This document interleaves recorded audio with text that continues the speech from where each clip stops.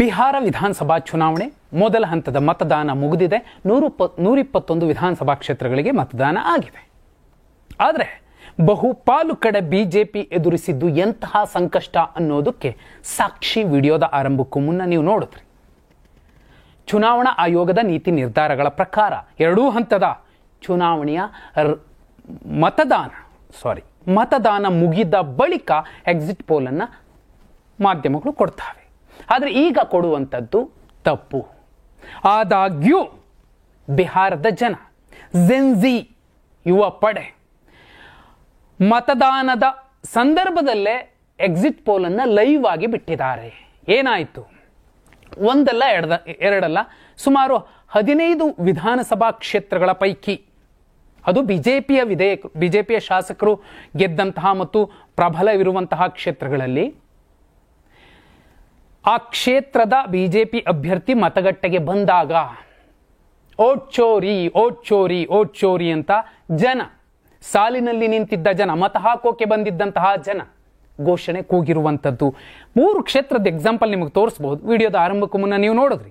ಅಮೋರ್ ವಿಧಾನಸಭಾ ಕ್ಷೇತ್ರ, ಅಲ್ಲಿ ಸುಮಾರು 45,000 ಮತದಾರರ ಹೆಸರನ್ನ ಪಟ್ಟಿಯಿಂದ ಕಿತ್ತು ಬಿಸಾಕಲಾಗಿದೆ. ಅವರೆಲ್ಲ ಯಾರು? ಹಿಂದುಳಿದವರು, ಅಲ್ಪಸಂಖ್ಯಾತರು ಮತ್ತು ದಲಿತರು. ಇನ್ನೊಂದು ಗುಡಿಯಾ ಕೋರ್ತಿ ಅನ್ನುವಂತಹ ಒಂದು ವಿಧಾನಸಭಾ ಕ್ಷೇತ್ರ, ವ್ಯಾಸ್ ದಿಯೋ ಪ್ರಸಾದ್ ಬಿಜೆಪಿಯ ಅಭ್ಯರ್ಥಿ, ಅವರು ಕೂಡ ಮತಗಟ್ಟೆಗೆ ಬರ್ತಾರೆ. ಅಲ್ಲಿನ ಜನ, ಯುವ ಜನತೆ ಓಟ್ ಚೋರ್ ಗದಿ ಚೋರ್ ಅನ್ನುವಂತಹ ಹೇಳಿಕೆಯನ್ನ, ಘೋಷಣೆಯನ್ನ ಕೂಗುವ ಮೂಲಕ ಆ ಬಿಜೆಪಿಯ ಅಭ್ಯರ್ಥಿ ವಾಪಸ್ ಹೋಗ್ಬಿಡ್ತಾರೆ. ಬಹು ಸಂಕೋಚದಿಂದ, ಬೇಸರದಿಂದ ವಾಪಸ್ ಹೋಗ್ತಾರೆ. ಇನ್ನು ಸಿವಾನ್ ವಿಧಾನಸಭಾ ಕ್ಷೇತ್ರ, ಅಲ್ಲೂ ಕೂಡ ದೇವೇಶ್ ಕಾಂತ್ ಸಿಂಗ್ ಅಭ್ಯರ್ಥಿ, ಬಿಜೆಪಿ ಅಭ್ಯರ್ಥಿ, ಅವರನ್ನೂ ಕೂಡ ಮತಗಟ್ಟೆಗೆ ಬಂದಾಗ ಓಟ್ ಚೋರ್ ಅಂತ ಘೋಷಣೆ ಕೂಗ್ತಾರೆ.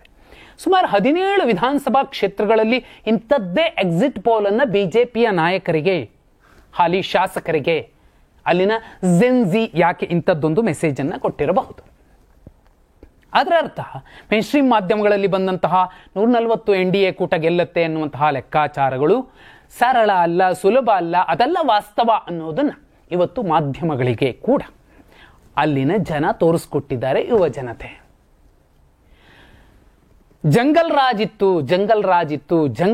ಇತ್ತು ಅಂತ ಹೇಳ್ಕೊಂತಾನೆ ಬೇರೆ ಬೇರೆ ಸಮೀಕರಣಗಳ ಮೂಲಕ ಬೇರೆ ಅವರು ಕಳೆದ 3-4 ದಶಕಗಳ ಕಾಲ ಬಿಹಾರವನ್ನು ಆಳಿದ್ದಾರೆ. ಆದ್ರೆ ಈಗ ಬಿಮಾರು ರಾಜ್ಯಗಳ ಪೈಕಿ ಬಿಹಾರವನ್ನು ಮೊದಲ ಅಕ್ಷರದಿಂದ ಗುರುತಿಸುವಂತಹ ಇಡೀ ದೇಶದ ಜನ ಜೆನ್ಜಿ ತಾಕತ್ತೇನು ಅನ್ನೋದನ್ನ ನೋಡುವಂತಾಗಿದೆ. ಯಾಕಂದ್ರೆ ವಿಡಿಯೋ ಲೈವ್ ಮಾಡಿ ಬಿಜೆಪಿ ಅಭ್ಯರ್ಥಿ, ಅಲ್ಲೂ ಕೂಡ ಪೊಲೀಸರು ಇರ್ತಾರೆ, ಅಲ್ಲಿ ಗದ್ದಲ ಮಾಡಬಾರದು, ಗಲಾಟೆ ಮಾಡಬಾರದು, ಆದರೆ ಘೋಷಣೆ ಕೂಗ್ತಿದ್ದಾರೆ ಓಟ್ ಚೋರ್ ಅಂತ. ಅಲ್ಲಿಗೆ ಬಿಜೆಪಿ ಅನ್ಕೋಬಹುದು, ಕಳೆದ ಚುನಾವಣೆಯಲ್ಲಿ 74 ಸ್ಥಾನಗಳನ್ನು ಪಡ್ಕೊಂಡಿತ್ತು 2020ರಲ್ಲಿ. ಈ ಸಲ ಅದು 90, 104, 108 ಅಂತೆಲ್ಲ ಮೇನ್ ಸ್ಟ್ರೀಮ್ ಮಾಧ್ಯಮಗಳಲ್ಲಿನ ಸೆಫಾಲಜಿಸ್ಟ್ಗಳು ಮತ್ತು ಒಪಿನಿಯನ್ ಪೋಲ್ಗಳು, ಸರ್ವೆಗಳು ಹೇಳ್ತಿರುವಂತಹ ಸಂದರ್ಭದಲ್ಲಿ 15-16 ವಿಧಾನಸಭಾ ಕ್ಷೇತ್ರಗಳಲ್ಲಿ ಬಿಜೆಪಿ ಹಾಲಿ ಶಾಸಕರೇನೆ ಮತಗಟ್ಟೆಗೆ ಬಂದ್ರೆ ಓಟ್ ಚೋರಿ ಅಂತ ಘೋಷಣೆ ಕೂಗ್ತಿದ್ದಾರೆ ಅನ್ನೋದಾದ್ರೆ, ಸುಮಾರು 39 ವಿಧಾನಸಭಾ ಕ್ಷೇತ್ರಗಳಲ್ಲಿ ಬಿಜೆಪಿಯ ಹಾಲಿ ಶಾಸಕರು ಕ್ಷೇತ್ರಕ್ಕೆ ಪ್ರಚಾರಕ್ಕೆ ಬಂದ್ರೇನೆ ಘೆರಾವ್ ಹಾಕಿ ಬೈದು ವಾಪಸ್ ಕಳಿಸ್ತಿದ್ದಾರೆ ಅನ್ನೋದಾದ್ರೆ ಏನಾಗ್ತಿದೆ ಬಿಹಾರದಲ್ಲಿ ಬಿಜೆಪಿಯ ಸ್ಥಿತಿ? ಎಕ್ಸಿಟ್ ಪೋಲ್ ಅಂತ ಲೆಕ್ಕ ಇಟ್ಕೊಳ್ಳೋದೇ ಆದ್ರೆ ಈಗ 121 ವಿಧಾನಸಭಾ ಕ್ಷೇತ್ರಗಳ ಪೈಕಿ ಈಗ 16-17 ವಿಧಾನಸಭಾ ಕ್ಷೇತ್ರಗಳಲ್ಲಿ ಓಟ್ ಚೋರಿ ಅಂತ ಮತಗಟ್ಟೆಗೆ ಬಂದಂತಹ ಬಿಜೆಪಿ ಅಭ್ಯರ್ಥಿಯ ವಿರುದ್ಧ ಘೋಷಣೆ ಕೂಗ್ತಿದ್ದಾರೆ ಅನ್ನೋದಾದ್ರೆ ಏನರ್ಥ? ಇದರ ಜೊತೆಯಲ್ಲಿ ಇನ್ನೂ ಮುಖ್ಯವಾದ್ದು, ಬಹುಪಾಲು ಯೂಟ್ಯೂಬರ್ಸ್ ಹೋಗಿ ಮಾತಾಡ್ತಾರೆ ಕೆಲವರು ತಾಯಂದಿರು ಕಣ್ಣೀರು ಹಾಕೊಂಡ್ ಬರ್ತಾರೆ, ನಾನು ಬದುಕಿದ್ದೀನಿ, ಸತ್ತೋಗಿದ್ದೀನಿ ಅಂತ ನನ್ನ ಓಟನ್ನ ಕಿತ್ತ ಹಾಕಿದ್ದಾರೆ. ಈ ತರದ ಲೆಕ್ಕ ಇವತ್ತಿಗೆ ಸುಮಾರು 15,000 ಹೆಚ್ಚು ಕಡಿಮೆ ಇವತ್ತು ಮತ ಹಾಕಬೇಕಾಗಿದ್ದ ಜನ 15,000 ಜನ ಬದುಕಿದ್ದಾರೆ, ಆದರೆ ಸತ್ತೋಗಿದ್ದಾರೆ ಅಂತ ಅವರ ಹೆಸರುಗಳನ್ನು ಮತಪಟ್ಟಿಯಿಂದ ಕಿತ್ತು ಬಿಸಾಕಲಾಗಿದೆ. ಏನಾಗ್ತಿರಬಹುದು? ಒಂದು ದಿನದ ಹಿಂದೆ ಖುದ್ದು ರಾಹುಲ್ ಗಾಂಧಿ, ವಿಪಕ್ಷ ನಾಯಕ, ಲೋಕಸಭೆಯ ವಿಪಕ್ಷ ನಾಯಕ, ಬೇಡ ಕಾಂಗ್ರೆಸ್ ಸಂಸದ ಅಂತಲೇ ಕನ್ಸಿಡರ್ ಮಾಡೋಣ, ಓಟ್ ಚೋರಿ ಬಗ್ಗೆ ಒಂದು ದಾಖಲೆಯನ್ನು ಕೊಟ್ಟು ಹರಿಯಾಣ ವಿಧಾನಸಭಾ ಕ್ಷೇತ್ರದಲ್ಲಿ ಏನಾಗಿತ್ತು, 22 ಕಡೆ ಒಂದೇ ಮಹಿಳೆ ಸರಸ್ವತಿ ಅಂತ, ಸ್ವೀಟಿ ಅಂತ, ಮತ್ತೊಂದು ಹೆಸರಿಂದ, ವಿಮಲಾ ಅನ್ನೋ ಹೆಸರಿಂದ ಮತ ಹಾಕಿದ್ದಾರೆ. ಅದು ಬ್ರೆಜಿಲಿಯನ್ ಮಾಡೆಲ್ ಅನ್ನೋದನ್ನ ಹೇಳೋದು ಮೇಲೂ ಕೂಡ ಬಿಹಾರದಲ್ಲಿ ಯಾಕೆ ಇಷ್ಟೊಂದು ವ್ಯತ್ಯಾಸಗಳಾಗ್ತದೆ? ಅಮೋರ್ ಅನ್ನುವಂತಹ ವಿಧಾನಸಭಾ ಕ್ಷೇತ್ರದಲ್ಲಿ ಅತಿ ಹಿಂದುಳಿದವರು ಮತ್ತು ಅಲ್ಪಸಂಖ್ಯಾತರಿದ್ದಾರೆ ಅಂತ ಅಲ್ಲಿನ ಸುಮಾರು 45,000 ಮತದಾರರ ಹೆಸರನ್ನ ಪಟ್ಟಿಯಿಂದ ಕಿತ್ತಾಕಲಾಗಿದೆ ಅನ್ನೋದಾದ್ರೆ ಯಾವ ಉದ್ದೇಶ ಇದ್ದಿರಬಹುದು?